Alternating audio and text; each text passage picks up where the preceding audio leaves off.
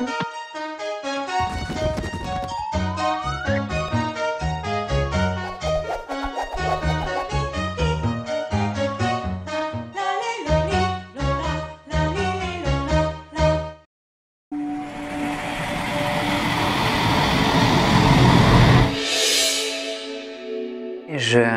suis Nelly Grosjean, je suis passionnée d'aromathérapie et de santé au naturel.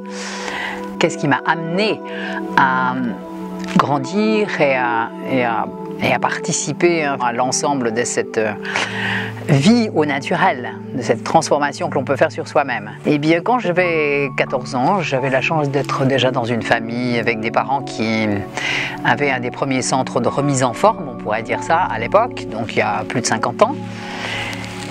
Et j'ai été passionnée par un yogi qui un jour est passé dans cette maison et qui, à l'instant où il a commencé à faire son home, tout le monde s'est arrêté de parler, y compris les chats, les chiens, les enfants, les bébés.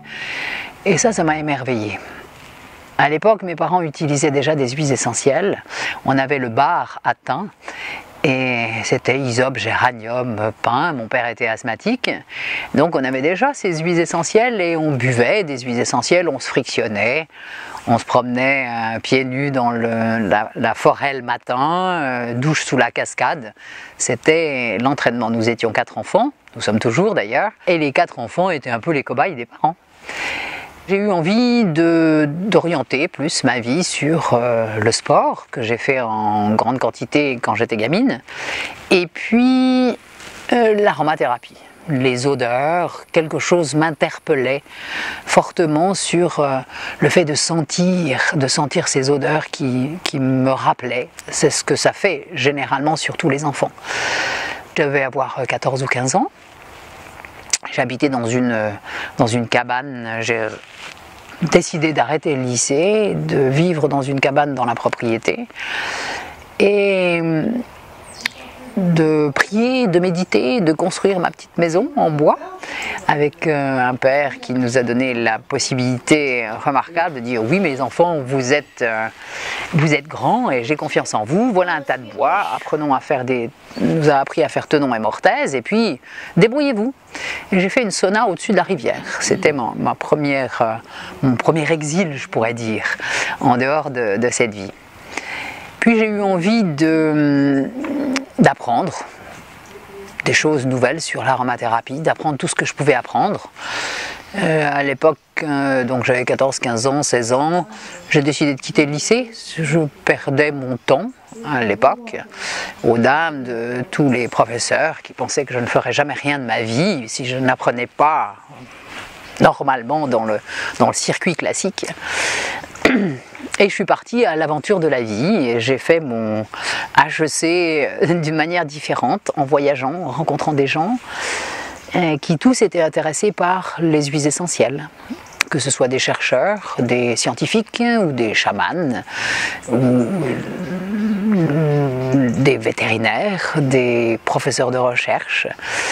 Et à 20 ans, à la mort de mon père, j'ai été propulsée de nouveau effectivement dans la vie active, je pourrais dire. J'ai ouvert mon premier espace qui était quoi, un magasin de diététique de l'époque, avec un espace de remise en forme que j'avais appelé Centre de balnéothérapie en milieu marin, à Avignon et à Nîmes. Et puis dans différents endroits, j'ai ouvert la première entreprise d'huile essentielle parce que ça me passionnait.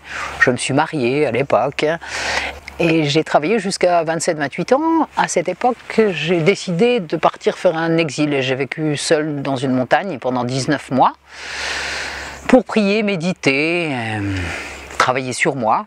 À l'époque, je ne savais pas pourquoi je le faisais, c'était déjà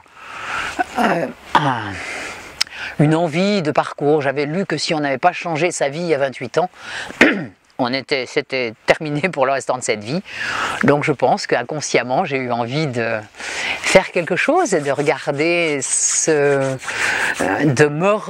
regarder mon intérieur et ce à quoi je pouvais servir et quel était mon chemin dans cette vie sur cette terre. À la suite de ça, je suis partie voyager pendant 2-3 ans dans les Caraïbes. Je voulais approcher les Américains, je voulais monter un espace de remise en forme remarquable. Ce que j'ai fait, ce qui m'a été proposé à plusieurs endroits. C'est l'époque où je travaillais beaucoup la digitoponcture, la respiration. J'étais focalisée principalement sur le fait de soigner. Et à cette époque, j'ai fait des miracles. On m'a offert une maison, je touchais les gens et je me suis rendu compte qu'à ce moment-là, j'avais une capacité particulière, comme beaucoup d'entre nous d'ailleurs, à aider et à corriger et à sentir et à corriger effectivement ce qui se passait. C'est pas moi qui le faisais, j'étais tout à fait consciente que ce grand tube blanc qui est relié à l'univers envoyait à travers moi sa puissance guérisseuse et je dois dire que les miracles arrivaient. Puis je suis rentrée en Europe et j'avais décidé de trouver une grande maison, un beau vieux mas avec des immenses hangars. Comme la pensée crée, en quelques jours, j'ai trouvé cette magnifique propriété qui était à l'abandon à l'époque et j'ai décidé, les circonstances dans les 15 jours qui ont suivi ont fait que j'ai décidé de faire un musée des arômes et du parfum, de montrer, de passer le message, qu'est-ce que je peux faire pour passer ce message à un plus grand nombre. Donc le fait de recevoir 60 à 80 000 personnes par an dans ce joli endroit que j'ai eu la chance d'obtenir en parlant aux arbres. J'aime les arbres, je suis connectée avec les arbres, je plante des arbres, je me préoccupe des arbres, j'embrasse les arbres. J'ai donné des cours au Japon il y a une quinzaine d'années où j'apprenais aux Japonais à se connecter aux arbres. On avait des centaines d'appareils photo qui nous prenaient en permanence en disant quels sont ces gens un peu marginaux là qui embrassent les arbres. Donc, je suis fortement connectée avec les arbres et cette propriété m'a été proposée. Je pourrais dire offerte, je crois par l'univers. C'est pas que je crois, je suis sûre. Et de là, j'ai décidé de faire un paradis. Pas la peine d'attendre d'avoir le paradis un jour, je pense on est tous capables de se fabriquer son paradis. Donc j'ai commencé à planter, nettoyer, œuvrer, rénover pendant quelques années et c'est ce que nous allons visiter dans quelques minutes, ce très beau lieu qui raconte l'histoire des arômes et du parfum, de l'huile essentielle. Dans ce parcours, qu'est-ce qui m'intéresse le plus et qu'est-ce qui me guide? Eh bien, c'est le fait de retrouver la santé. Je suis touchée par l'ensemble de la population qui a du mal à vivre bien, heureux, à se lever le matin en pleine forme, à faire quelques exercices, à être bien dans son corps physique, à se reconnecter effectivement à la vie et à avoir envie de vivre. Je pense que pour aider les autres et pour participer à la planète et à l'univers tel que nous sommes faits pour le faire, il est important d'être déjà bien dans son corps physique. Et il y a des règles de base simples que j'ai résumées de façon à ce qu'un enfant puisse les comprendre, parce que je suis une enfant et j'ai aussi besoin de comprendre simplement les choses. Alors j'ai imaginé une balance, et dans cette balance, la balance c'est la santé. Entre ce que l'on absorbe et ce qu'on élimine, cet équilibre fabrique la santé. Quels sont les éléments, les aliments que nous absorbons chaque jour? Eh bien l'air que nous respirons. Je pratique le yoga depuis des années, j'incite tout le monde effectivement à déjà travailler sur sa respiration, à travailler avec ce ventre qui est le centre de nos émotions, c'est aussi la poubelle de notre organisme qu'il est nécessaire de nettoyer régulièrement de façon à se rendre propre. Ça, c'est pour la partie respiration. On peut s'arrêter de manger pendant 40 jours, on peut s'arrêter de boire pendant 3 jours, pas de respirer pendant 3 minutes. Or, la plupart des êtres humains n'ont plus conscience de la respiration. Les femmes respirent avec une toute petite respiration claviculaire, rarement avec le ventre, rarement avec la poitrine. Et Et donc j'ai donné un petit exercice simple qui raconte comment on gonfle le ventre, la poitrine, on fait 3 respirations du matin et du soir, simplement 3 respirations pour changer sa vie, 3 respirations avec conscience. Et le grand truc pour changer et se mettre sur le chemin de son succès personnel, c'est d'imaginer que chaque fois qu'on inspire le matin en gonflant le ventre et la poitrine, on inspire tout ce qui est le soleil, le jour nouveau, la vie, la petite chanson qui se passe dans la tête.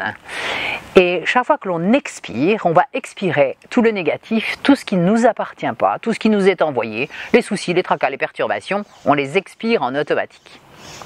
On sait aussi que notre cerveau, remarquable, est capable d'engrammer comme un nouveau logiciel, à condition qu'on répète l'opération pendant 10 jours et 10 fois par jour. Pas très compliqué. Si je respire avec conscience 10 fois par jour, en inspirant le positif et en expirant le négatif, dans 10 jours, en faisant ça 10 fois par jour, mon cerveau, en automatique, va accepter cette nouvelle information, va la faire sienne et il va transformer mon ADN. Si demain j'étais capable encore d'avoir des enfants, eh bien mes enfants auraient déjà ce programme. J'inspire le positif, j'expire le négatif en automatique. Donc tout le monde peut faire ça. Et ça me paraît être le premier élément, le premier pas à faire vers sa santé. Ici, nous entrons dans le monde des alambics, de la distillation du cuivre. Jusqu'en 1950-60, toutes les matières premières aromatiques étaient distillées dans des alambics en cuivre. Nous avons la chance d'avoir une magnifique collection, une quarantaine d'alambics de toutes dimensions, depuis les alambics de laboratoire, l'alambic à tête de mort avec son col long et droit, l'alambic à lavande traditionnel de la Drôme. Et je vais vous expliquer comment fabriquer un parfum et comment on fabrique une huile essentielle. C'est avec l'orgue du parfumeur que l'on fabrique les parfums. Chaque créateur de parfum, qui s'appelle le nez, avait son orgue de parfumeur sur lequel il y a entre 80 et 300 matières premières aromatiques différentes. Et d'une manière secrète, on fabrique le parfum en notant ça tout gentiment et sans montrer sa recette à qui que ce soit, de façon à élaborer, à fabriquer une sonate, une pièce composée qui sera le parfum. Ces matières premières aromatiques viennent de plantes aromatiques, donc distillées dans un alambic, ou bien d'essences de fleurs fragiles. On utilise les huiles essentielles, donc les huiles essentielles aromatiques de plantes, principalement de Provence, comme le thym, le romarin, la sarriette, l'origan, la marjolaine, l'estragon et autres, avec ce même principe de l'alambic. Dans le temps, on promenait l'alambic, on prenait chacun une anse et on allait se balader de champ en champ pour aller distiller essentiellement la lavande à côté d'un point d'eau. Pour la distillation, il faut beaucoup d'eau. Dans la partie basse de l'alambic, on mettait le feu, ça c'est un alambic à feu nu. Partie basse de l'alambic en dessous, donc là, le feu. Ici, les plantes. Et il y a un petit panier comme une passoire. Et l'eau, les plantes qui vont se transformer l'eau va se transformer en vapeur dans le col de cygne. On refroidit avec cet appareil qui s'appelle un refroidisseur, la cuve de refroidissement. On refroidit cette vapeur et on va avoir à la sortie de l'alambic un flacon duquel, par différence de densité, à la surface va flotter l'huile essentielle et dans le flacon, il y aura l'hydrosol, eau florale ou hydrolat. Ces matières premières aromatiques, donc devenues huile essentielle, vont faire partie de l'orgue du parfumeur. On extrait aussi des extraits de fruits, des arômes de fruits, qui sont aussi incorporés et qui font partie, comme la vanille par exemple, les agrumes comme le citron, l'orange, la bergamote, le pamplemousse, que l'on extrait, que l'on distille par pression, c'est-à-dire dans une grosse presse que je vais vous montrer, on presse les zestes, sachant que les jus ont premièrement été extraits. Toutes ces matières premières aromatiques vont faire la base du parfum. vont concrétiser, vont fabriquer le parfum. La base de ce parfum qui sera mélangée à de l'alcool, et en fonction du pourcentage d'alcool et de matières premières aromatiques, on aura une eau de toilette, une eau de parfum, un parfum, selon cette quantité de matières premières aromatiques qui varie de 3 à 12%, jusqu'à 18% pour les extraits de parfum. Au début de ce siècle, on avait l'habitude de récolter et de garder très précieusement l'huile essentielle de rose dans des estagnons, ça s'appelle un estagnon à rose, qui venait essentiellement de Turquie ou de Bulgarie. Ils avaient tous cette forme ronde, là. Bien sûr, ils n'étaient pas en verre. La matière première étant tellement précieuse, on transportait ça dans du cuivre ou dans du fer ou dans de l'étain, mais jamais dans du verre qui pouvait casser.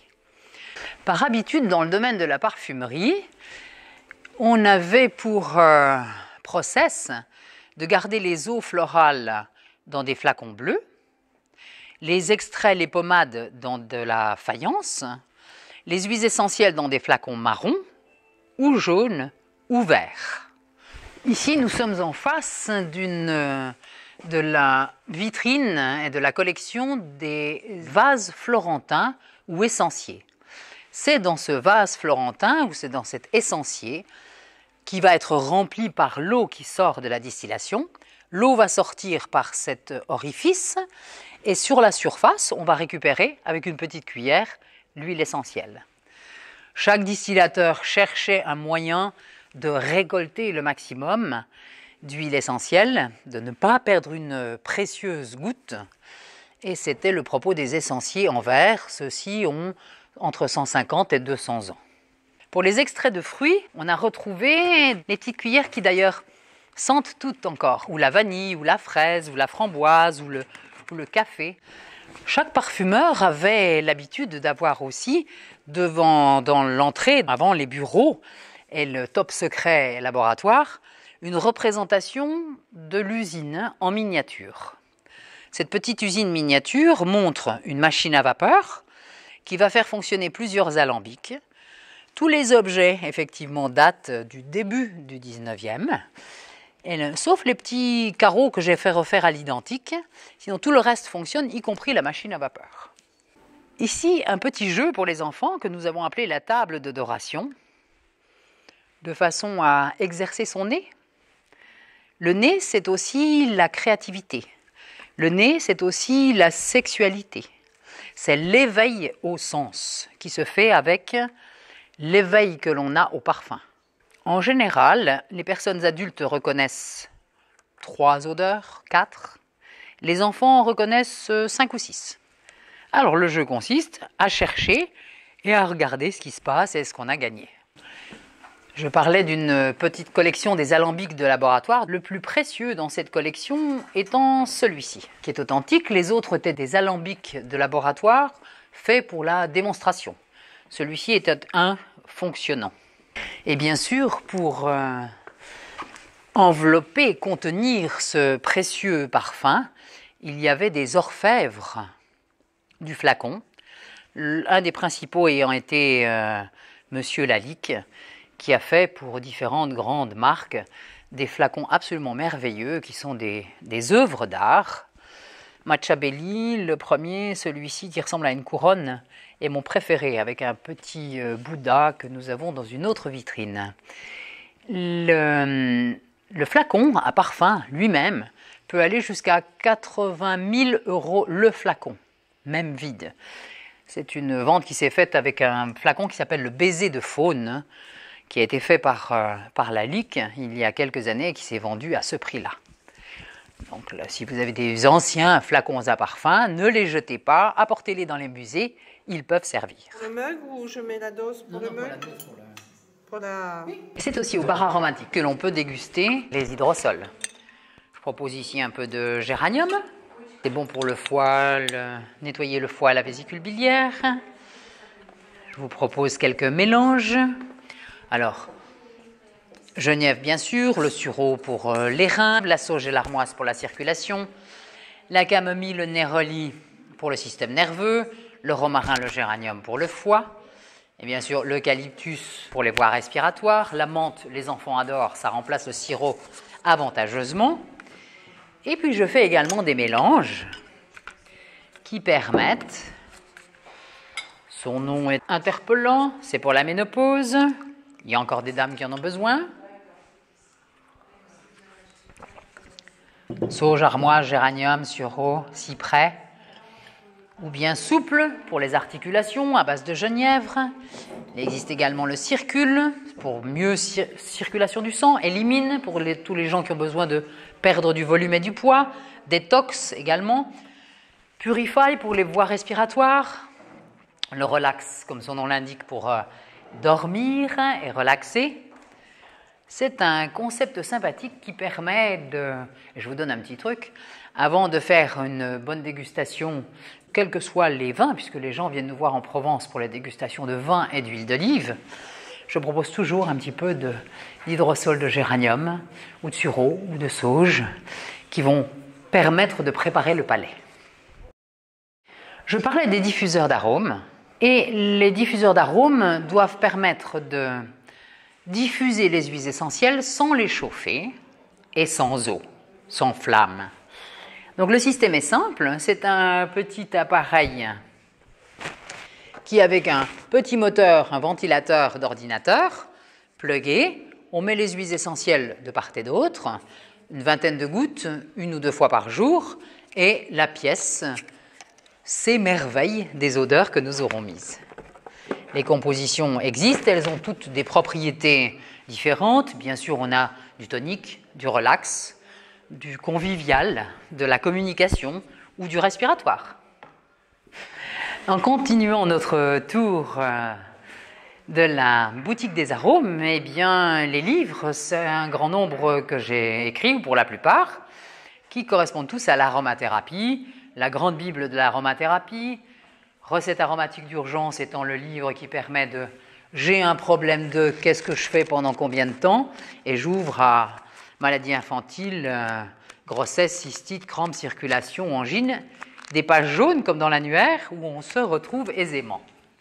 L'aromathérapie, la beauté, comment fabriquer ses produits soi-même, on a parlé d'alimentation aujourd'hui, les graines germées, on les a aussi en japonais, en chinois, en brésilien, l'aromathérapie, la femme, les enfants, la beauté, les hydrosols, à quoi servent les huiles essentielles, à quoi servent les hydrosols, et bien sûr aussi les recettes crues du chou brave et de Irène Grosjean. J'ai l'habitude de dire I spray love, je diffuse de l'amour, et c'est avec différents types de compositions, principalement la verveine exotique. Maintenant, je vais vous mettre un petit peu de harmonie ou adagietto pour se sentir émerveillé et qui vont permettre staccato, respiratoire, pianissimo. Je leur ai donné des noms de connotations musicales de façon à égayer en fait notre atmosphère. Ici, nous sommes en face des BBS, ça veut dire Bio Body Synergy. Ce sont les compositions que j'ai appelées friction et qui sont des mélanges 100% huile essentielle. On met une vingtaine de gouttes sur la main et on frictionne sur le plexus solaire, la nuque, la base de la colonne vertébrale et la plante des 2 pieds, le matin et le soir, en fonction des besoins de l'un ou de l'autre. Composition anti-stress, par exemple, là qu'on va plutôt mettre sur le front, sur la nuque, et chacune de ces compositions peut également se boire. Ça, c'est pour vous montrer que ce sont des huiles essentielles totalement naturelles, certifiées bio, et que je fais des mélanges que l'on peut boire aisément. Mon remède miracle des problèmes digestifs, j'en ai déjà parlé avec cette composition d'IG, carvicumin, coriandre et muscade. On frictionne directement sur l'estomac et sur le ventre après chaque repas et on est libéré, dégonflé, en fait, dans la demi-heure qui suit. Ma super composition qui s'appelle APH, le dynamisant des corticosurrénales, celui qui remplace le café sans les inconvénients du café. On peut en boire, on doit conduire toute la nuit, on va boire 1 goutte par exemple toutes les 2 heures. Pareil, si on est en voiture, c'est facile, on peut prendre sa petite dose de potion magique régulièrement. Un ensemble de compositions qui permettent en quelques semaines de corriger les désordres des systèmes physiologiques. J'ai pensé aussi aux messieurs qui se rasent et qui ont des feux du rasoir et des irritations et qui se disent est-ce qu'on pourrait effectivement utiliser nous aussi des huiles essentielles? Oui, c'est la composition qui s'appelle Enzo. On peut en mettre et on applique, bien que je ne sois pas un homme, mais ça va aussi pour les femmes et ça peut se mettre. C'est un super sérum régénérateur que les dames l'été, parce que c'est très rafraîchissant, et les messieurs toute l'année peuvent utiliser. Quelques autres sérums, notamment celui-ci qui est à base d'huile essentielle de géranium et de lavande et qui va permettre d'adoucir toutes les irritations, depuis les eczémas, les irritations, les rougeurs, chez les enfants comme chez les adultes. Nous venons d'entrer dans Aroma Cocoon, qui est un lieu de massage, respiration zen à la mode japonaise. Ici, tout est feng shui. Nous utilisons des huiles essentielles, bien sûr, des cristaux, comme on peut le voir, et puis l'énergie de la laine de mouton, des peintures écologiques, des lumières particulières, une musique aussi attachante. Et avant d'entrer dans une séance de massage, on commence par une séance de respiration. On pourrait dire que c'est l'antichambre du massage. Cette pièce est toute en argile. Et l'argile a la capacité d'absorber tout ce qui est négatif. Et ici, on apprend à respirer. Toujours à la matière japonaise, j'ai montré comment on devait réapprendre à respirer. Dans cette jolie pièce, c'est au sol que le masseur spécialiste de shiatsu va travailler, donc bien sûr sur des tatamis japonais, et toutes les manipulations se feront au sol. Et c'est dans cette jolie pièce, toute chaudement décorée, que nous recevons le massage aromatique, les cuppings également. Nous avons ici 8 masseurs qui se relaient et qui ont chacun leur spécialité. Ça, c'est la séance de Chi Machine. Chi Machine, c'est un mouvement aléatoire particulier qui permet d'être dans la vibration du poisson. Donc on est comme en apesanteur et en quelques minutes, en moins de 7 minutes, la machine va s'arrêter et la vibration va rentrer, monter jusqu'aux genoux, aux hanches ou au sommet de la tête si on est particulièrement détendu, et on a l'impression d'être d'un seul coup dans un autre monde. Nous sommes dans mon laboratoire d'alchimiste. C'est l'endroit où depuis 25 ans, je fabrique, je crée les nouvelles compositions. J'ai quelques aides, en plus des huiles essentielles, un bol de cristal, mes cristaux préférés. J'utilise un pendule, et j'ai des pendules magnifiques pour chercher les doses que je dois mettre dans les différentes compositions et pour me corriger, me faire vérifier si ma composition est bonne et parfaite. Et j'ai aussi la capacité, c'est un endroit à ressourcement, c'était l'ancienne cuve à vin, donc il fait d'ailleurs très froid dans cette pièce, et comme on conserve le vin, on conserve les huiles essentielles. Donc nous avons des compositions remarquables, des huiles essentielles aussi qui nous émerveillent, et ça se sent d'ailleurs, hein, on le voit, on le perçoit. Alors le process est simple, j'ai une petite liste normalement, par exemple, avec ce que je dois faire, une liste de fabrication par exemple, ou bien j'imagine que je dois composer une composition spéciale pour les hémorroïdes, ou pour les migraines, ou pour une composition pour un mariage par exemple, ce que je fais beaucoup. Et puis je vais imaginer, j'y pense pendant quelques jours, et en général quelques jours avant la pleine lune, 2-3 jours avant. L'idée me vient et je viens ici, je fais mes petits mélanges, je les teste et j'adore, ça fait partie de ma vie. Et c'est d'ici que tout part et tout ce que nous envoyons dans le monde entier a d'abord été conçu dans cet petit espace. Le jardin, le carré des simples, au lieu qui était le lieu des moines et soignait les gens à l'époque.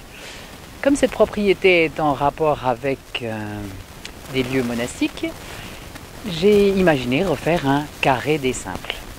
Et c'est celui qui nous permet aussi de rencontrer toutes les plantes de Provence que nous distillons avec grand plaisir. Un peu de santoline en se promenant, les lavandes, lavande fine, lavandin, la plante magique des Andes, les serpollets, sarriette, tanésie. On a pris de la santoline blanche, voici de la santoline verte, des camomilles, et je vais trouver quelques brins de Ruta graveolens, qui est la plante que les Andins utilisent pour faire des compositions, des onctions, des onguents contre les douleurs et les problèmes circulatoires. Et ils disent aussi que c'est la plante qui chasse tous les éléments négatifs. Ils disent les démons. C'est une odeur très particulière, forte, âpre. L'huile essentielle est abortive et toxique, on ne l'utilise pas. Un petit peu d'engrais vert, puisque c'est un jardin bien sûr aromatique, et de culture biologique. Donc on fait le compost d'une part, le mulch par ailleurs, et aussi des engrais verts. Donc l'hiver on profite pour remettre dans les carrés des engrais qui vont nourrir la terre. Beaucoup de bourrache dans ce jardin, spontané, ce qui fait des jolies petites fleurs bleues qu'on met dans les salades. Ça c'est très sympa. Le coin de la fontaine. Ça c'est dans ce lieu où nous recevons beaucoup de jeunes mariés, de gens qui viennent faire leur cérémonie de mariage dans ce lieu autour de la fontaine, entouré des noisetiers, et en même temps un haut lieu énergétique. On dit que c'est un lieu de lumière, c'est un lieu pour retrouver la lumière, pour repartir dans la lumière, et c'est un vortex qui nous a été demandé de réanimer, et dans lequel effectivement, sur lequel nous avons travaillé d'une manière quantique, en pensée, en prière, en méditation, et en ajoutant des éléments comme une fleur de vie et puis des quartz géants que j'ai enterrés et dont on a la puissance et l'effet. C'est un lieu de ressourcement et ce qui est amusant c'est de voir parmi tous les visiteurs, il y a des gens qui s'approchent de la fontaine, qui viennent jusqu'à ce lieu attirés par cet endroit, qui disent « Qu'est-ce qui se passe là-bas sur la pierre? Qu'est-ce qu'il y a ?» Voilà, donc ça c'est notre participation au grid et je pense que c'est aussi un des moyens de participer à la paix sur la planète.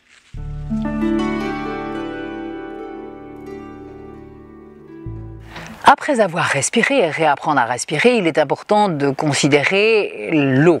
L'importance de l'eau, qui est la mémoire de l'eau, les travaux de Masaru Emoto qui ont été faits ces dernières années. Et l'eau qui nettoie le corps physique et aussi le mental, l'âme, l'esprit. L'eau qui est nécessaire de se nettoyer les mains chaque fois qu'on a touché quelqu'un. L'eau qu'on a besoin de boire en grande quantité dans la journée. En grande quantité, c'est quoi? 1 litre, 1,5 litre, 2 litres selon l'activité physique. Faire de l'eau intelligente, boire de l'eau, c'est l'or de demain, l'eau. De l'eau énergétisée, de l'eau... Alors un petit truc tout simple, utiliser des bouteilles bleues, déjà la couleur bleue énergétise l'eau. Et puis sur la bouteille d'eau, on sait qu'on peut écrire « Je t'aime », amour, joie, paix, santé et autres, et que l'information, les mots utilisés et posés sur la bouteille vont imprégner l'eau. Et on fait cet exercice, on le fait de cette manière et on peut voir et goûter l'eau normale et l'eau qu'on aura mis dans cette bouteille spéciale avec les petits mots gentils et jolis et les mots positifs qui vont s'imprégner et intégrer effectivement notre corps physique.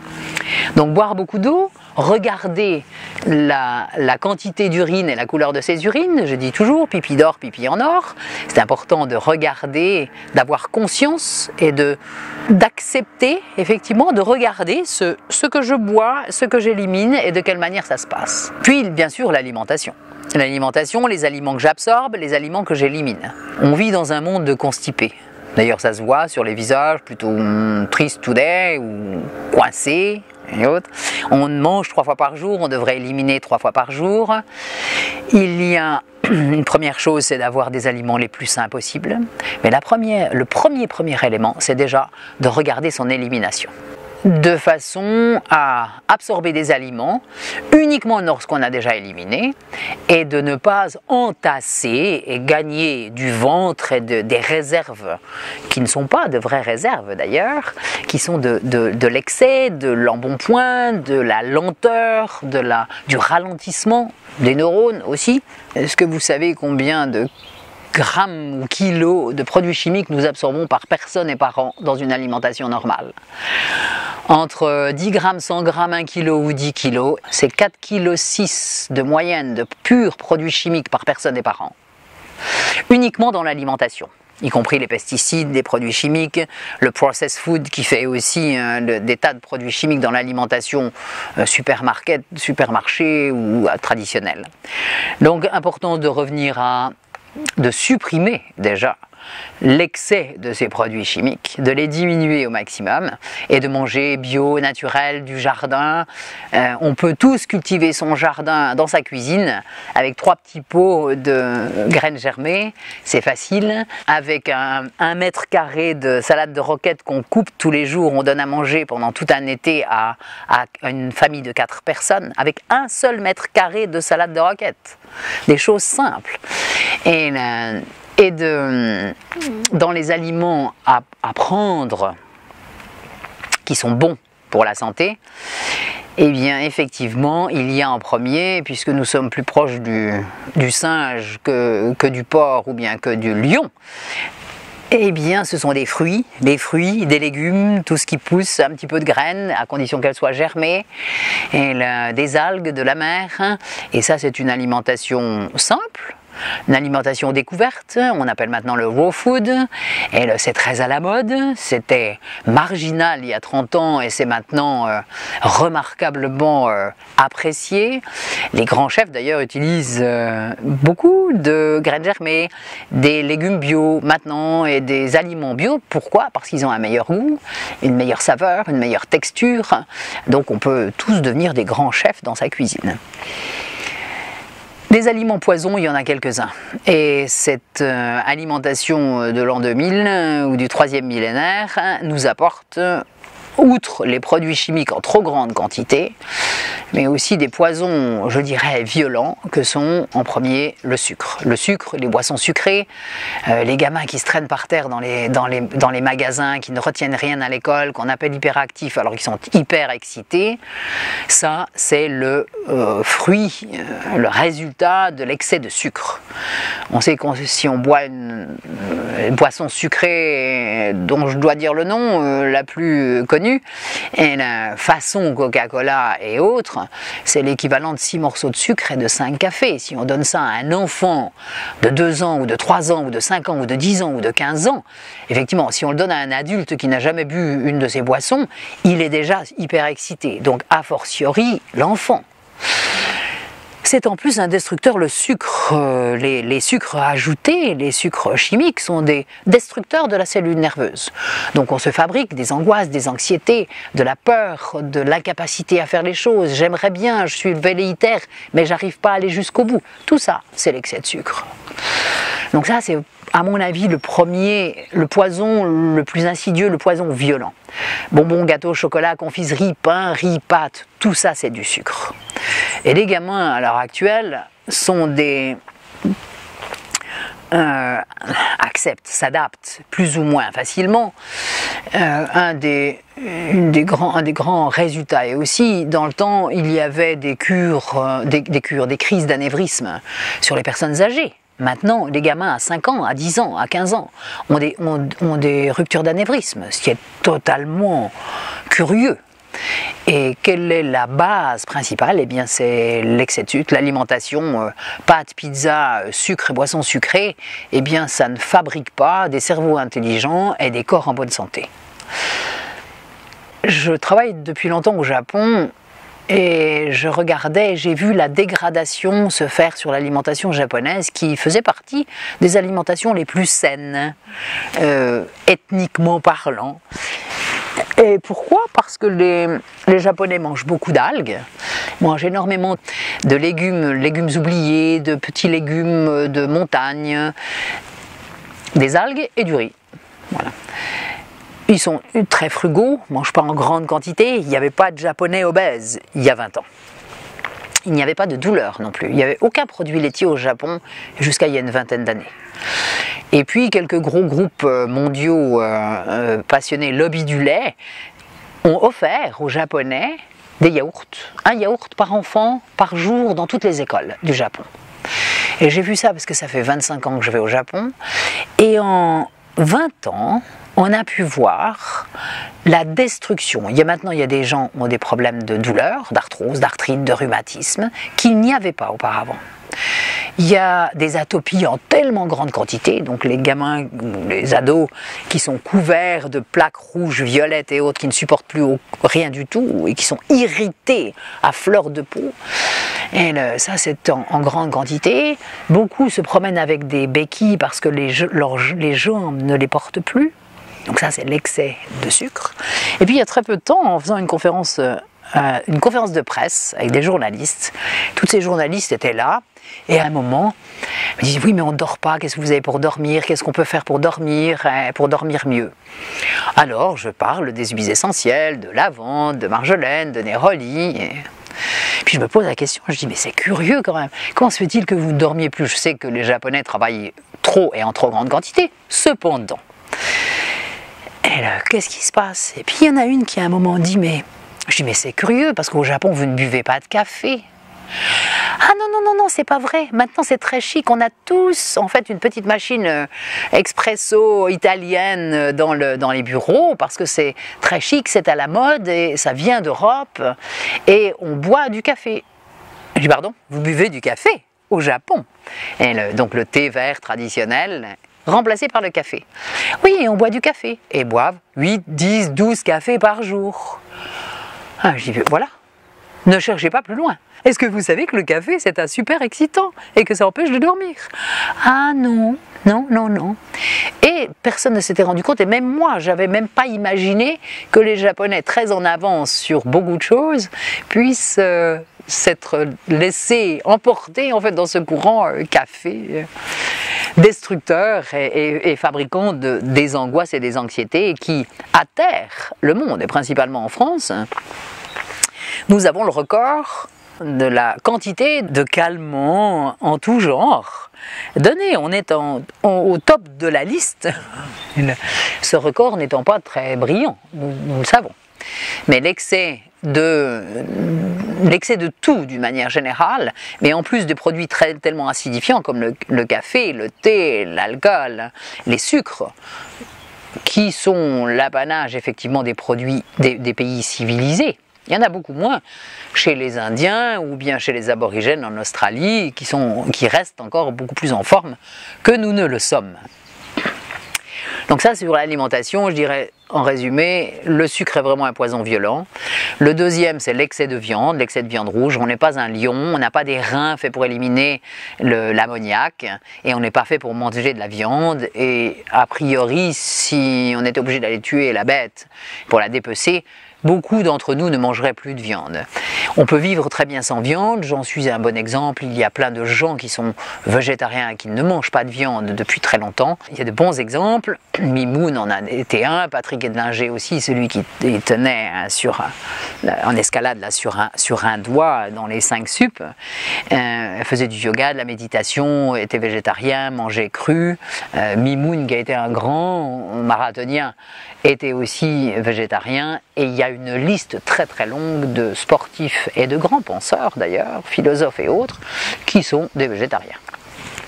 Maintenant et aujourd'hui, c'est devenu écologique, c'est devenu éco-chic de ne plus manger de viande pour participer effectivement aux soins de la planète. Le quatrième de nos principaux éléments, après l'air, l'eau, les aliments, ce sont les pensées, c'est la pensée. On fabrique ces pensées aujourd'hui, on fabrique son maintenant, à l'instant même. Ici et maintenant est important. Et le produit de nos pensées fabrique notre bien-être, notre réussite, notre envie positive, notre joie, tout comme la pensée peut aussi fabriquer des catastrophes. Donc l'importance de la pensée, de se focaliser sur l'importance d'être conscient des mots que nous utilisons le plus possible, de se corriger. Je me corrige en permanence et j'ai des périodes où je corrige un certain nombre de mots.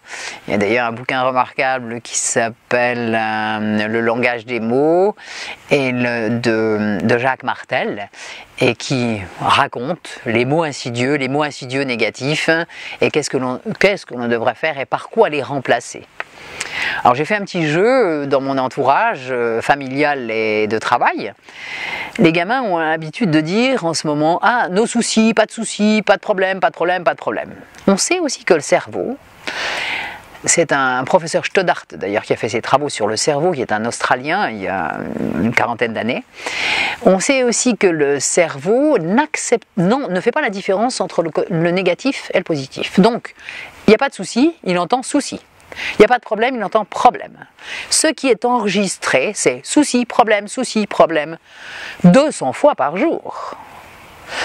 D'où la difficulté des ados et des jeunes actuels d'être bien dans leur peau. Il n'y en a pas beaucoup. Il y a des perturbations importantes.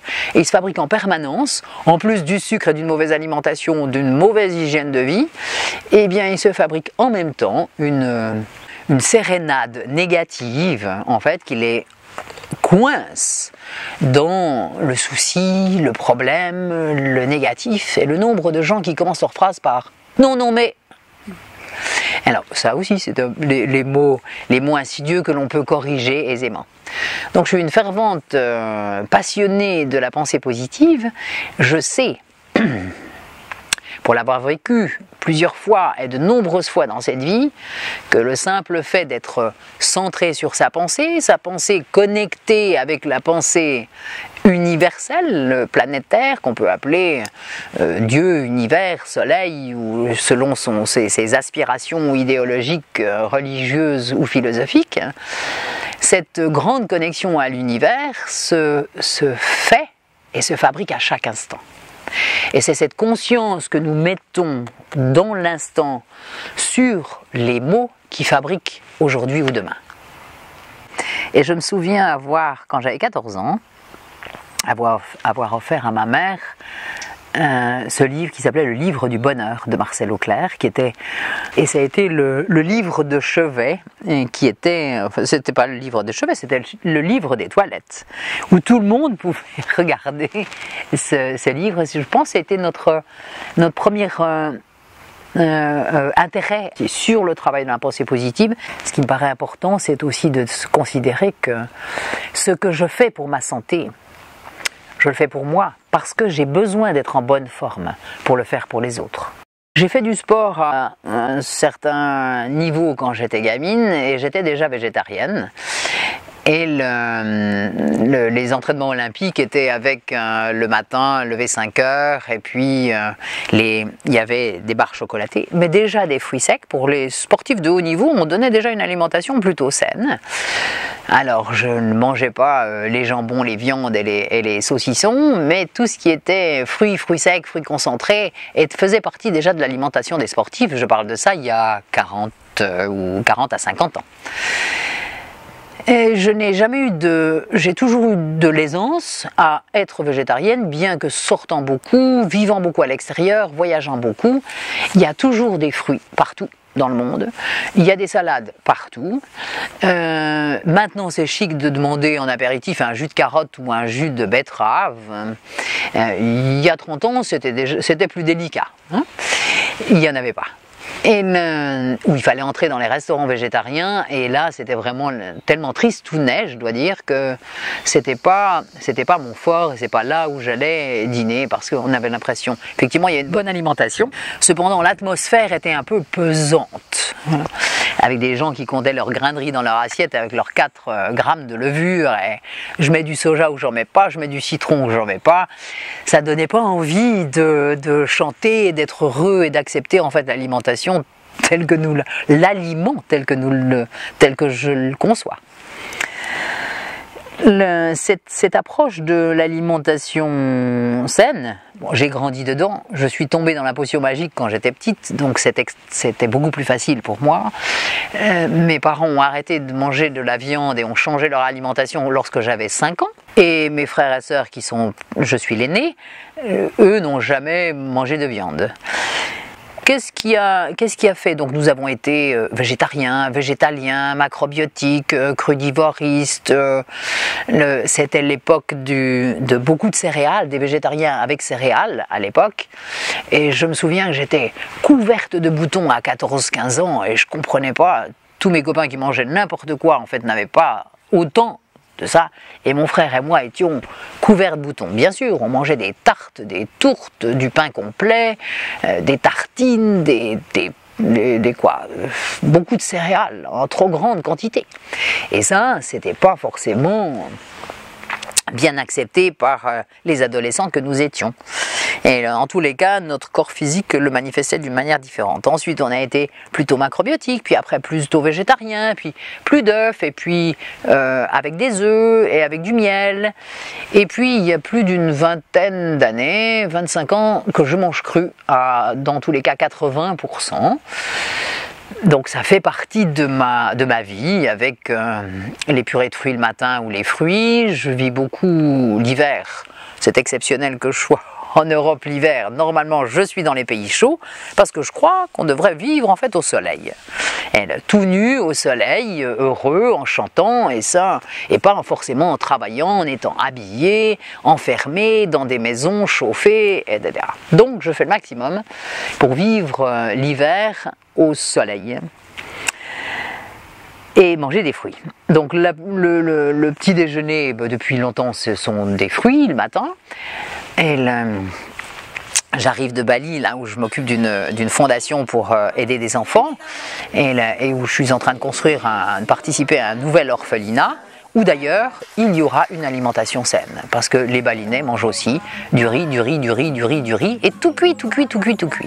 Ce qui fait qu'ils prient, ils méditent, ils font des cérémonies, ils sont gentiment heureux, pas miséreux. Quoique dans le nord il y ait de la misère, et il y a des gens qui n'ont même pas de quoi manger un bol de riz, avec rien. Il y a des bananes partout, il y a des mangues, il y a des fruits, effectivement, et tous les enfants vont manger des fruits. Et heureusement, c'est ce qui les sauve. Les déjeuners ou les dîners, c'est d'abord un grand verre de jus de légumes, ou bien une salade, des algues, des graines germées, c'est très simple, c'est très varié. Il y a d'énormes possibilités de faire tout avec tous les légumes qui existent sur cette planète, et je trouve que c'est beaucoup plus ludique, beaucoup plus agréable, beaucoup plus savoureux que de manger un steak frites ou bien des pommes de terre à l'eau avec quelque chose. Et que l'ensemble des légumes qui nous sont proposés, sous leurs différentes possibilités, qu'on les râpe d'une manière fine, grosse, etc., mélangée d'une manière différente, est tellement agréable, joyeuse, gaie, savoureuse, on me dit, mais ça vous manque pas de ne pas manger comme tout le monde? Je dis non. Au contraire, je crois que je peux vous faire découvrir des saveurs, des odeurs, des couleurs que vous n'avez plus l'habitude d'avoir. Ce qui nous conforte dans cette alimentation raw food, l'alimentation crue, l'alimentation vivante. Pourquoi? Eh bien peut-être que l'ensemble se rend compte on n'est pas très bien quand on a fait une bombance avec 5 plats et puis des choses lourdes et qu'on est beaucoup plus en forme si on a mangé sainement, cru, vivant, et qu'il y a de grands bons exemples. Et on peut faire le test chaque jour, hein. On fait un repas de bombance et soit dit un repas de fête qui alourdit et autres, et le lendemain matin on ne peut pas se lever, hein, la tête comme ça, parce qu'on a bu, mangé n'importe quoi, et si on doit être efficace le lendemain matin, ça n'est pas possible. Hein. C'est aussi pour ça qu'existaient dans le temps les déjeuners d'affaires, on invitait les gens, on les faisait bien manger, bien boire, leur attention, d'une manière générale, était limitée, diminuée. Donc c'était plus facile de signer un contrat après avoir bien bu. Et bon, ça a changé. Maintenant, il est aussi très chic et normal d'inviter dans un resto tendance, les éco-chics, les restos bio, les restos nouvelle cuisine, qui prônent effectivement ce que nous utilisons, ce que nous choisissons comme alimentation depuis très longtemps. En parlant d'alimentation, il y a quelques années, une maladie insidieuse appelée cancer est passée à travers mon corps physique et là j'ai eu le vrai traitement donné par ma mère, tout le monde la connaît maintenant, elle s'appelle Irène Grosjean, et j'ai purgé pendant 165 jours. 165 jours, c'est 5 mois et demi. La tumeur sur un ovaire était déjà importante comme un œuf d'autruche et 5 mois et demi après, il n'y avait plus du tout de tumeur. Quel a été mon rythme de vie et mon alimentation pendant cette période? Eh bien, j'avais le droit au triptyque habituel des 3 purges, c'est-à-dire nettoyer et fortement le corps physique, donc les intestins d'abord, et puis le sang, le rein, le foie, la vésicule, les grands émonctoires, refaire fonctionner ça correctement. Bien sûr, comme tout le monde le sait, les maladies dégénératives, et principalement le cancer, arrivent à un moment sur un choc, c'est le facteur déclenchant, et c'est aussi le fait de montrer à l'organisme qu'il est capable qu'il a déjà pris la décision de se soigner. C'est comme si la maladie disait « Stop, maintenant tu t'occupes de moi et j'ai besoin que tu t'occupes de moi, de ce corps physique. Tu n'es pas simplement un pur esprit ou tu n'es pas simplement une machine à travailler, il faut t'occuper de ce corps physique. Hein. Fais attention à moi s'il te plaît. » Et mon alimentation dans ces 5 mois et demi, c'était jus de légumes. Toute la journée, c'était 1 à 2 litres, 1 à 2 bouteilles de jus de légumes parce que j'étais beaucoup en voyage, j'étais bien juste quand je voyageais en voiture et là, avec ma petite mère qui m'emmenait, qui me promenait partout et j'avais besoin de voir la mer, de voir la campagne, d'être dehors et je ne pouvais plus être enfermé. Bien sûr, ma tête n'allait pas très bien, c'était une période hyper dépressive, un gros chagrin comme tout le monde en a, d'amour, hop, ça c'était le facteur déclenchant. Et 6 mois et demi après, eh bien, j'avais descendu de taille, j'étais en pleine forme, on n'a plus du tout parlé de tumeur qui a disparu. Donc c'est possible, je ne suis pas la seule, il y a plein de gens pour lesquels c'est arrivé de la même manière. Et j'avais droit en plus du jus de légumes à un avocat ou bien une poignée de graines germées. Voilà, c'était mon alimentation de la journée. Quand on parle de purge, on se pose la question, on dit oui mais les purges c'est pas bon et c'est difficile et c'est compliqué. Eh bien nous en avons 3 que nous prenons depuis très longtemps. J'ai grandi, ça s'appelait pas le ciel de Nigari, on disait chlorure de magnésium, on avait notre cure de chlorure de magnésium 10 jours par mois régulièrement. À l'époque, c'est 20 grammes dans 1 litre et on boit un petit verre tous les jours de chlorure de magnésium, enfin 3 fois par jour. Et ça, c'était dans l'enfance, ça renforce le système immunitaire, c'est bon pour tout le monde et dans tous les cas, pour les humains comme pour les animaux. Et puis de là, il y a 2-3 autres purges, il y a la limonette purgative, la magnésie San Pellegrino, le chlorhumagène, et puis celle que j'ai appelée pendant très longtemps HDR, parce que je ne pouvais même plus prononcer son nom, c'est l'huile de ricin. L'huile de ricin, ça décolle les glaires de tous les gens qui ont des problèmes respiratoires. J'ai eu un père asthmatique, donc génétiquement je suis aussi un petit peu touchée. Et j'ai fait des super cures de HDR, huile de ricin. Il y a des gens qui adorent ça, ça a le goût d'huile de noisette. Donc ces purges drastiques, ces grands nettoyeurs, permettent de faire éliminer tous les acides, les cols, les cristaux en fait, que nous avons accumulés pendant des années, de faire un grand nettoyage. Et quand le corps est nettoyé, eh bien nos petites cellules sont toutes contentes et elles fonctionnent beaucoup mieux. Quand elles sont perturbées par un ensemble de produits chimiques ou d'aliments non conformes à une alimentation humaine, ce qui est le cas pour la plupart de l'alimentation classique actuelle, eh bien le corps réagit et dit non, non, non, non, non, je ne veux plus. Et puisque tu ne veux pas m'écouter, eh bien je vais somatiser, fabriquer une maladie qui va t'obliger, qui va t'obliger en fait à m'écouter moi, le corps physique. Donc voilà l'histoire des grandes purges et des grands nettoyeurs. De là, il y a aussi de l'alimentation simple, de l'alimentation de cure. Et dans les grands principes, je dis supprimons le sucre, ça c'est vraiment un poison. Ajoutons un grand verre de jus de légumes avant chaque repas. Une fois par semaine, comme c'était dit dans toutes les religions, dans le temps, les religions c'est relié à l'univers, c'était de faire un jour de jeûne, un jour de nettoyage, un jour de stop. C'était le jour de méditation, c'était le jour de repos. C'était le repos physique, mental, digestif. Et donc on peut le faire aisément dans notre civilisation en faisant une journée de jus de légumes, ça c'est facile à faire, c'est un puissant reminéralisant, ça donne de la vitalité, on n'est pas affaibli et on peut quand même travailler ce jour-là. Et puis de faire un jour par semaine au moins une bonne tisane laxative, quelque chose qui nettoie les intestins de façon à se départir au fur et à mesure des excès et de ne pas prendre de l'embonpoint, des douleurs, etc. C'est pas la peine. Il y a les moyens, nous avons les moyens, ça existe et il est possible de le faire. Je voyage beaucoup, quasiment 8 mois par an, puisque je dispense ce que je considère comme un enseignement, comment réapprendre à vivre intelligemment. Je parle de mes 10 règles d'or, de 3 jours pour changer sa vie. En 3 jours d'informations nouvelles et de mise en pratique, on commence déjà à pouvoir changer sa vie.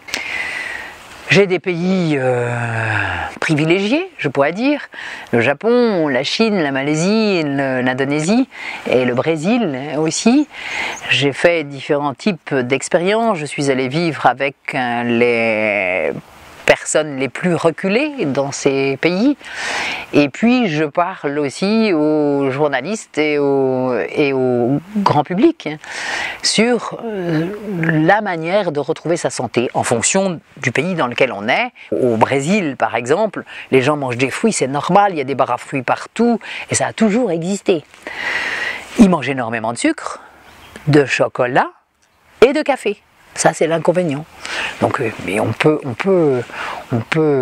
composer avec ce qui existe déjà. Au Japon, je dis on ne peut pas manger autant de fruits au Japon. Les fruits coûtent excessivement cher au Japon. Et une pomme vaut l'équivalent de 3 € et un melon 60 €. Donc, quand je dis au départ, la première année, je dis manger des fruits le matin et autres, on est venu gentiment me dire après le cours, ça n'est pas possible, Nelly-san, c'est trop ça. Hein, on ne peut pas faire ça, c'est trop cher. Donc on compose, il y a d'autres choses que l'on peut manger, plus d'algues, moins de riz, plus de légumes, et qui correspondent aussi au tempérament intrinsèque de ces gens dans des différents pays. Et cette alimentation on se voit immédiatement améliorée. Je dis, j'ai l'habitude de dire quelque chose, est-ce qu'on a l'habitude de se lever joyeux le matin ? La plupart d'entre nous, c'est plutôt j'ai pas envie d'aller à l'école, je veux bien rester dans le fond de mon lit et je suis tout grognon et tout grincheux. Et en 10 jours, 15 jours, 3 semaines de changement d'alimentation, d'apporter du cru et du vivant, d'apporter quelques huiles essentielles qui vont aider remarquablement, nous aider à sortir de cet état pour passer dans le deuxième état, dans un autre état. Un matin, on va se lever avec une petite chanson dans le fond de la tête. Et ça fredonne au début, hein, c'est pas un chant à cœur et à cœur ouvert. Et ça commence comme ça. Et à ce moment-là, on se dit, là, je commence à retrouver le chemin de ma santé. Et c'est rapide, c'est tellement rapide.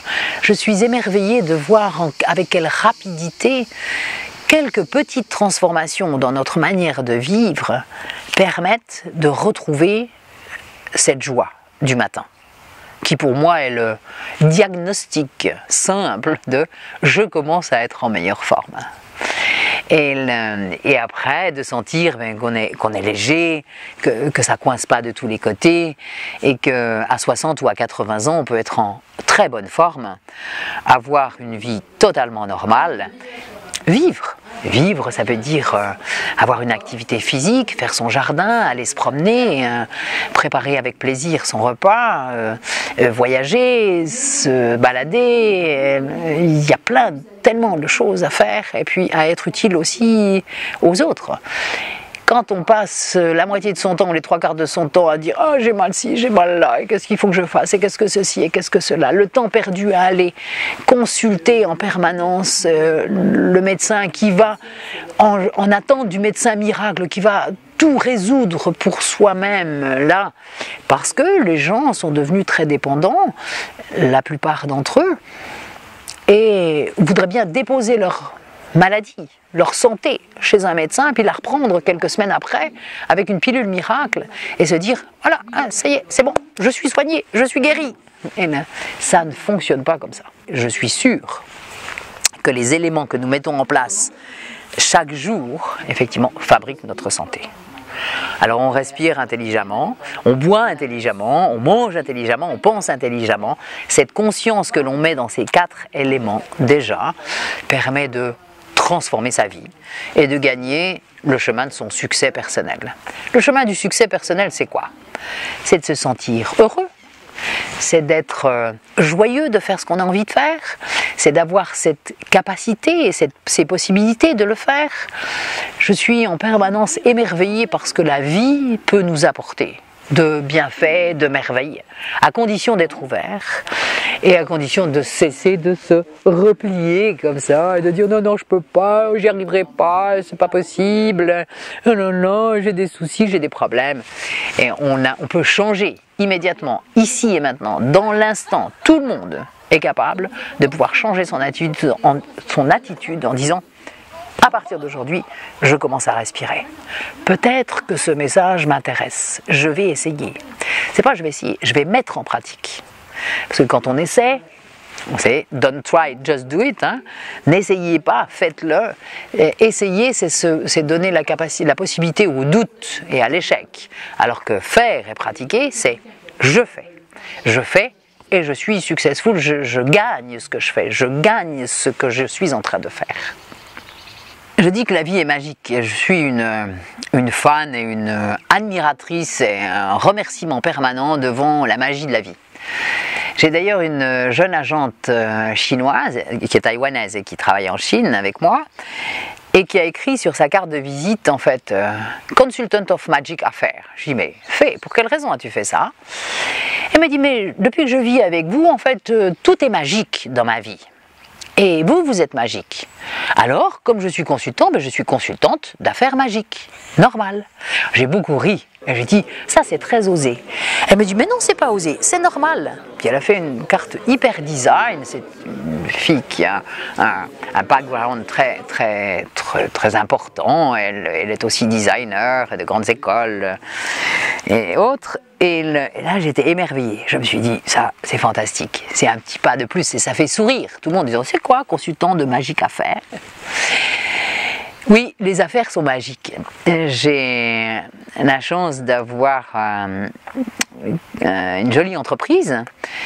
Je la dois à ma joie, à ma foi et à ma guidance. Je me sens guidée, je ne fais rien par moi-même, je me sens guidée effectivement par l'univers, par les dieux auxquels je crois, par les guides que j'ai appris à connaître, que j'écoute de plus en plus. Ça s'appelle l'intuition. C'est facile de l'écouter. C'est aussi très facile de ne pas l'écouter et d'avoir tout de suite le résultat négatif. Tiens, je t'avais demandé de prendre ce chemin-là, tu as pris celui d'à côté et c'était pas tout à fait le même résultat. J'ai la chance dans cette vie, j'ai eu la chance et je l'ai toujours, et de plus en plus, d'avoir exactement ce que je veux. Quand je suis arrivée des Caraïbes, j'ai dit je veux un grand mas avec des immenses hangars. Quelques jours après, quelqu'un m'apportait, me disait tiens, il y a une opportunité d'acheter une usine qui ferme à Grasse et qui fait. Je dis mais je peux pas acheter, j'ai pas d'argent. J'avais déjà pas d'argent pour acheter cette propriété. L'argent m'est venu du ciel comme ça en quelques jours. Mais là, je ne vois pas comment faire.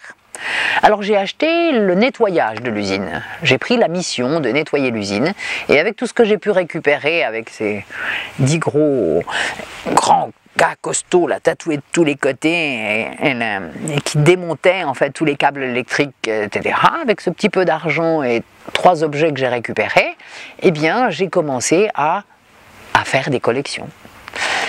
Et ça, je me suis dit, c'est magique, je ne savais pas quoi faire. Je me suis dit, de ces grands gars, il faut bien que je fasse quelque chose. Et là, l'idée m'est venue tout de suite. J'ai acheté une de mes premières entreprises quand j'avais 25-28 ans. J'ai signé l'achat d'une boutique, j'avais pas un centime, mais j'avais demandé un signe au ciel et à mes pères du ciel, et j'avais reçu ce signe, j'étais sûr. C'est d'ailleurs le rendez-vous que j'avais avec les 2 notaires et les personnes, était exactement le jour exact et l'heure exacte de la mort de mon père. Pour moi, c'était un grand signe, je pouvais y aller, je fonçais, j'ai signé le chèque, c'était le vendredi, j'étais mariée à l'époque, ma mère aussi m'a dit « mais Nelly, mais tu vas aller en prison, en fait tu as fait un chèque mais tu ne te rends pas compte ».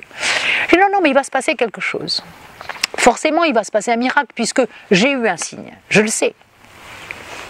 Contre l'avis de mes proches et de quelques personnes qui étaient autour de moi, j'ai continué. C'était le vendredi, le mardi, il y avait une erreur de banque sur mon compte.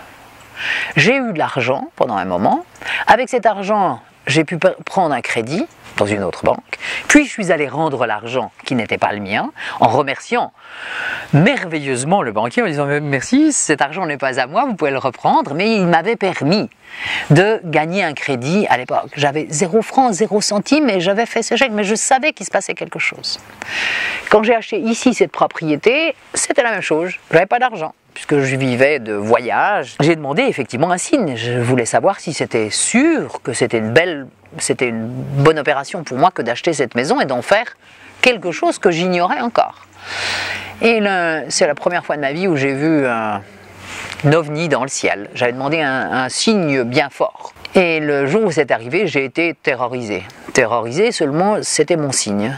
Et pareil, j'ai signé un chèque avec... et me disant, il se passera un miracle. Le miracle est arrivé 2 jours après. Quelqu'un est arrivé en me disant, mais Nelly, peut-être vous avez besoin de quelque chose, etc. Oh là là, c'est magnifique. J'ai dit, oui, j'aurais besoin de pouvoir payer ce que j'ai signé. Il dit, mais bien sûr, je vous le prête.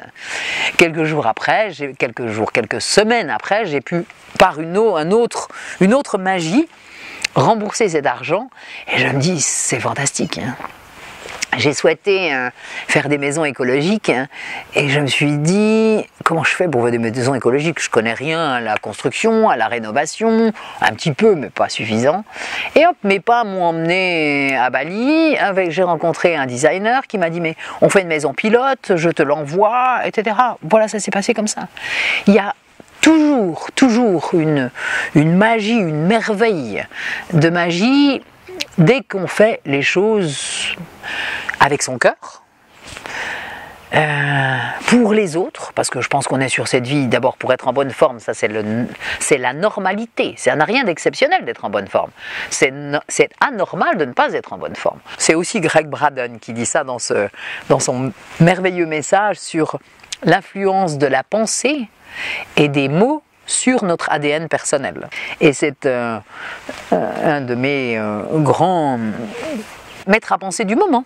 Je trouve qu'il exprime des choses d'une manière scientifique en ayant eu les 2 côtés, le scientifique et le chaman qu'il est devenu, et qu'il fait le lien entre les deux en expliquant clairement des choses simples et en redonnant la liberté à l'être. Et mon propos dans cette vie, c'est de retrouver ma vraie liberté de penser, d'être et de pouvoir partager ce message avec ceux qui ont envie d'écouter. Je parlais tout à l'heure de l'importance de la respiration et le premier moyen d'absorber les propriétés des huiles essentielles, c'est de les respirer. Même dehors, même en plein air. Qu'est-ce que font les huiles essentielles bien choisies? Eh bien déjà, ça ouvre. Quand on arrive dans une pièce dans laquelle ça sent bon, on est ouvert, ça sent bon. Puis déjà on s'ouvre. C'est pas le cas lorsque ça sent mauvais dans une pièce. La plupart ne peuvent pas s'utiliser directement sur la peau. Mais il existe des mélanges et j'ai la chance d'avoir rêvé il y a une trentaine d'années, quelques mélanges. Donc je fais beaucoup de rêves qui me donnent des formules. Ça s'appelle l'intuition. On va dire ça comme ça. Le deuxième moyen, c'est de faire un grog aromatique. C'est quelques gouttes d'huile essentielle dans une tasse d'eau chaude avec un peu de miel et de boire, c'est un thé. Donc 5-6 gouttes d'huile essentielle, par exemple basilic, marjolaine, mandarine, petit grain, va faire un remarquable grog tonique, un thé aromatique relax. Et puis on peut faire aussi avec cannelle, sarriette, muscade et mandarine pour faire quelque chose de plutôt tonique et le matin. Et le troisième, c'est de les ajouter dans la cuisine. Dans la cuisine, on fait une purée de fruits, et c'est l'été, il fait très chaud, on ajoute une goutte de menthe dans la purée de fruits. Ça goût menthe. On peut faire des glaçons avec, on peut faire dans les salades, on ajoute le basilic, l'estragon, la coriandre en huile essentielle quand on n'a pas d'huile de plantes fraîches. On met aussi le carvi, le cumin, la muscade en huile essentielle, c'est aussi délicieux. À utiliser avec précaution, en petite quantité bien évidemment. Et on peut faire aussi des sorbets et des desserts avec l'orange, mandarine, pamplemousse, bergamote, le géranium, la rose, la lavande, très chic, habituelle tendance maintenant de faire tous les desserts à la lavande. Les hydrolats, les hydrosols, c'est pour moi, l'hydrosol thérapie, c'est l'homéopathie de l'aromathérapie. C'est un complément à l'utilisation des huiles essentielles. Pour les personnes sensibles, à ajouter dans l'eau beaucoup plus aisément qu'on ne peut le faire avec les huiles essentielles. Et il y a aussi l'alchimie, la mémoire complète de la plante qui est dans cette eau aromatique. Dans l'huile essentielle, il y a dans ces principes aromatiques qui vont avoir, on pourrait catégoriser en une dizaine de grands tiroirs qui vont chacun corriger, améliorer en fait une de nos fonctions métaboliques. Quels sont les résultats? C'est ce qu'on peut se poser comme question. Et le premier, outre le fait que le premier c'est de dire je respire et par exemple je mets de la verveine exotique qui est la plante de la communication. Si je dois demander quelque chose à mon époux ou à un patron ou que je veux faire dire oui à quelqu'un ou que je veux séduire une journaliste, eh bien je mets de la verveine exotique parce que c'est la plante qui plaît quasiment à 99,99% et on dit ça sent bon, qu'est-ce que c'est? Tout le monde n'aime pas la menthe, le géranium, le romarin ou autre, mais la verveine séduit systématiquement, je veux dire, tout le monde. Donc c'est un petit truc ça que je vous donne pour séduire en fait qui vous voulez. D'ailleurs j'ai une histoire drôle à une période de ma vie. J'ai un garçon qui se disait être amoureux de moi et qui me demande un rendez-vous et là, il me dit mais tu viendras sans ton odeur habituelle de je sais pas quoi. Oui, pardon? Pardon. Je dis oui, je sens normalement le géranium et la rose parce que ce sont mes deux huiles préférées. Et là, ah bon? Pourquoi? Alors, tu vois, de rendez-vous, il n'y en aura pas. Parce que quelqu'un qui ne peut pas aimer mon odeur ou ce que je porte ou ce que je véhicule, c'est quelqu'un avec lequel je n'ai rien à échanger. Et je m'étais fait des petits jeux comme ça, suite d'ailleurs à la rencontre que j'avais eue avec un monsieur Poujade, qui est un monsieur merveilleux, qui lui m'avait dit à l'époque, j'avais 25 ans, en disant « Vous savez mon petit, les huiles essentielles, en fait elles racontent votre vie. Qu'est-ce que vous aimez ?» Alors, je lui dis « J'aime 3 huiles, c'était celle-là, là, celle-ci l'été, les autres l'hiver. Vous êtes marié, qu'est-ce qu'aime votre époux ?» Ça, il me dit « 4 ans. » Je dis pardon, 4 ans. Il dit oui, vous allez vivre 4 ans en harmonie. Qu'est-ce qui vous permet de dire ça? Il me dit parce qu'il y a des incompatibilités et il y a des compatibilités entre les odeurs que l'on aime et elles racontent une partie de notre vie. Il m'avait posé la question sur mes frères et sœurs et ma mère, qu'est-ce qu'ils aimaient, etc.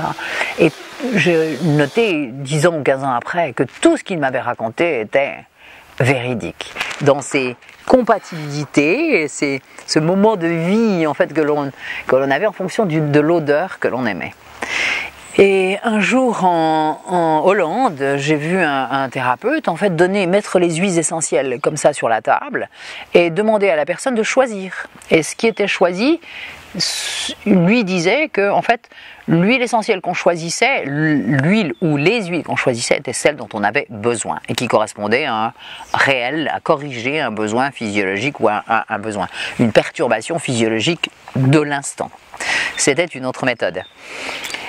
En plus de ces grandes catégories d'huiles essentielles qui permettent de corriger, puisque le but c'est ça, ce sont des aides remarquables qui nous permettent d'aider, de renforcer le système immunitaire, ses propriétés qui est commune à toutes les huiles essentielles, d'aider à la désintoxication de l'organisme, de la cellule. Propriétés communes à toutes les huiles essentielles. Elles sont toutes revitalisantes, elles apportent une vitalité nouvelle, une vitalité qui vient de la plante et qui est apportée sur nos cellules, à l'intérieur de nous. Et puis, elles sont toutes magiquement, remarquablement, attirées par l'organe ou par la fonction le plus déficient à un moment donné dans notre corps physique, comme aimanté. Et ça, c'est aussi une des 4e propriétés de toutes les huiles essentielles.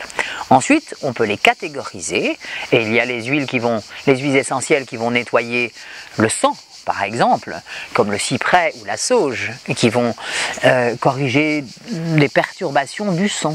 Le citron également. Pour le foie et la vésicule, on a du géranium et du romarin, principalement. Pour le rein, c'est le genièvre qui arrive en premier, avec l'hydrosol de sureau, mais d'abord le genièvre en huile essentielle, la Gualtérie. Pour le système nerveux, on a de quoi régénérer le système nerveux, fortifier le système nerveux avec basilic et marjolaine. C'est vraiment mon duo anti-angoisse, anxiété, anti-déprime. Et j'en ai fait un grog que j'ai appelé d'ailleurs le thé relax. Et c'est vraiment basilic marjolaine. J'ai des clients depuis des années qui pendant des années ont eu leur flacon dans la poche et en disant « je ne pars pas sans ça ». On peut faire du tonique anti-infectieux avec la cannelle, du gingembre, de la muscade, de la sarriette, de l'origan.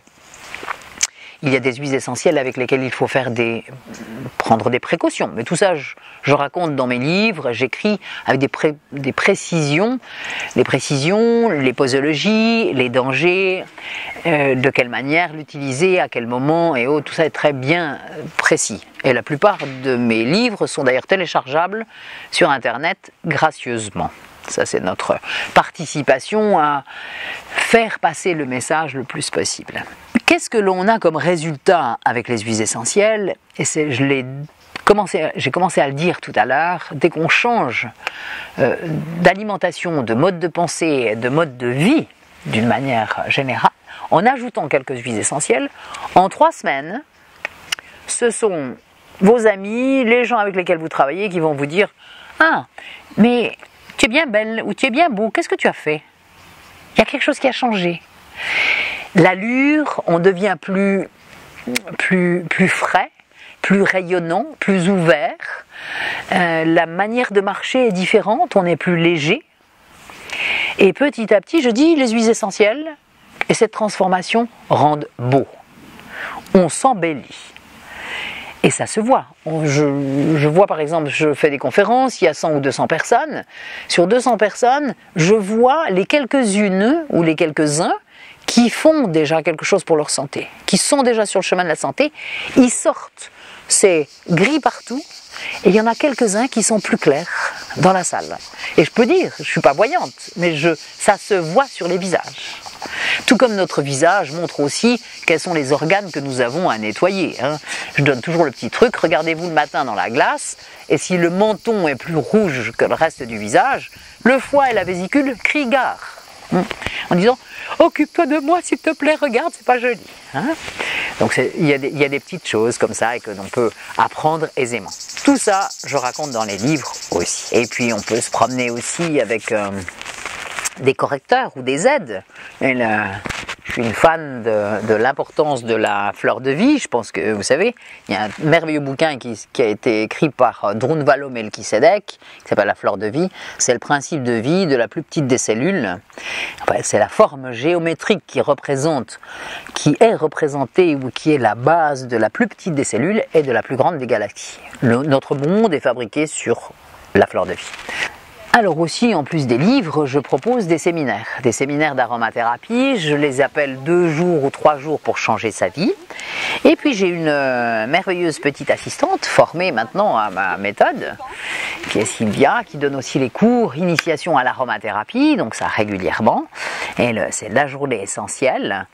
Donc tout ça, on trouve effectivement sur nos sites.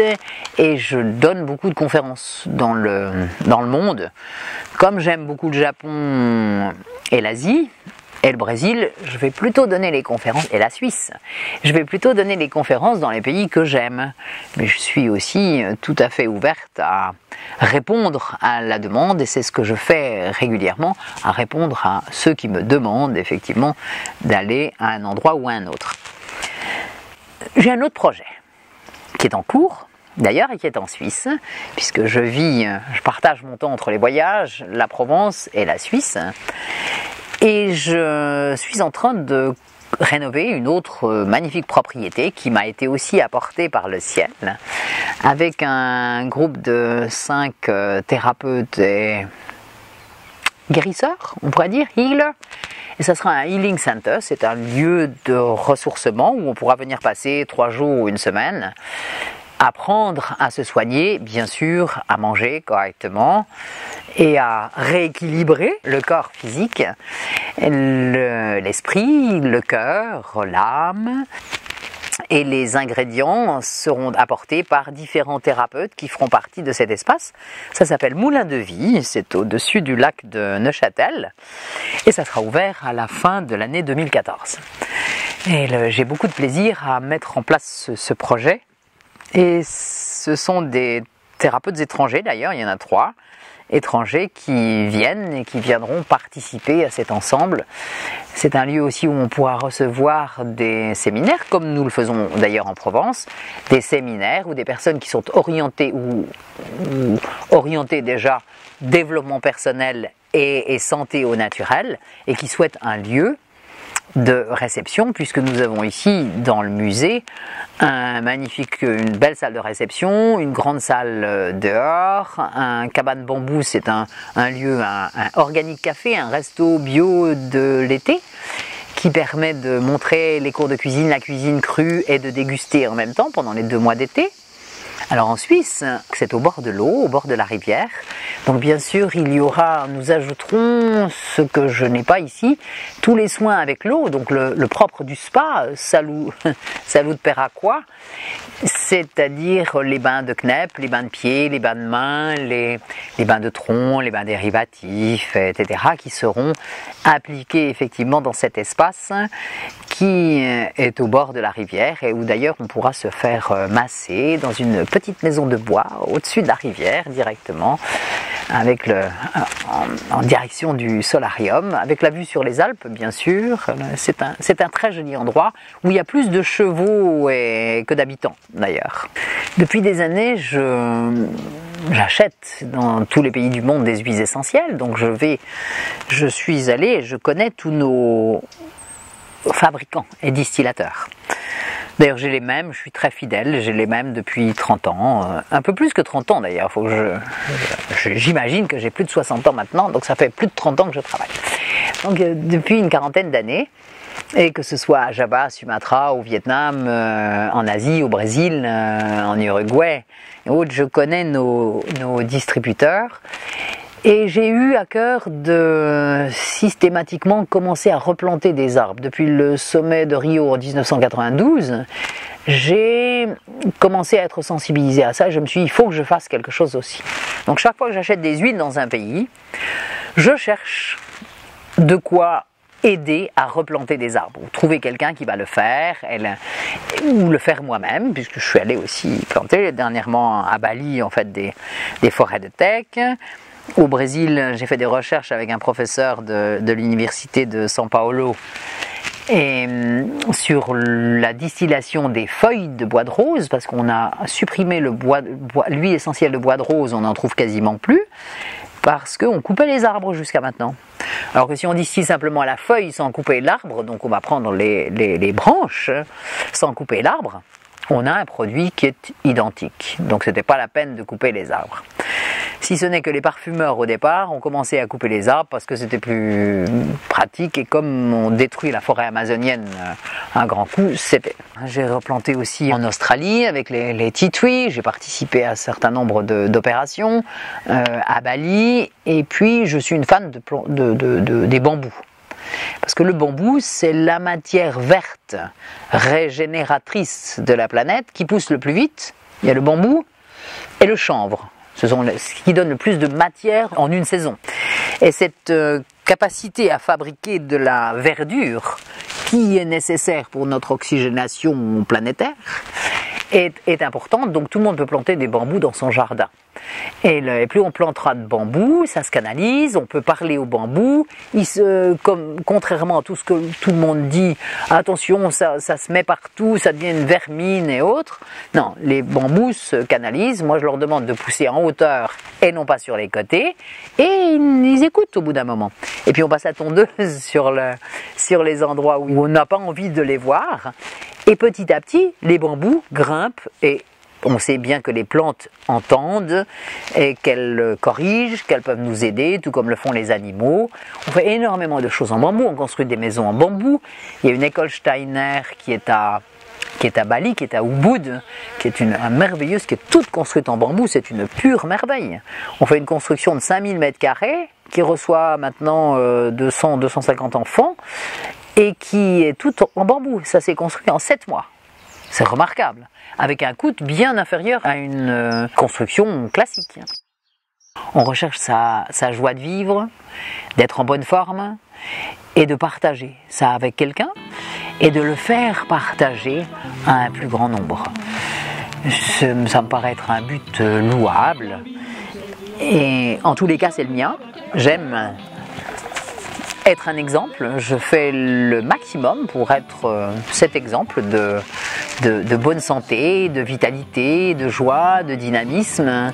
Je suis heureuse d'avoir 60 ans, quelques rides, une énergie colossale et d'avoir toujours des projets, des envies, d'aider, d'être apprécié quand j'arrive quelque part parce que j'apporte quelque chose. Qu'est-ce que j'apporte ? Eh bien effectivement,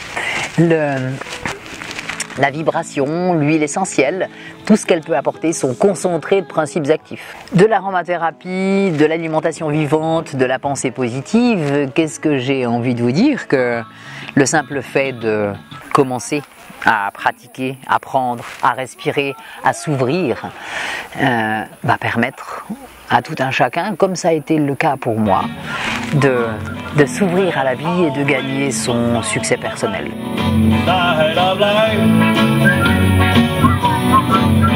And always look on the bright side of life.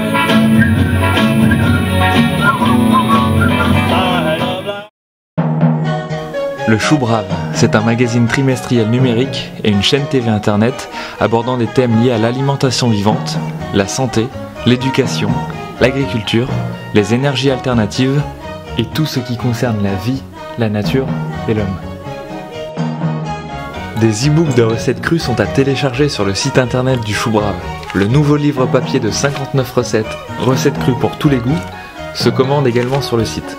Retrouvez-nous en ligne et dans les salons ou congrès auxquels nous participons. À très vite!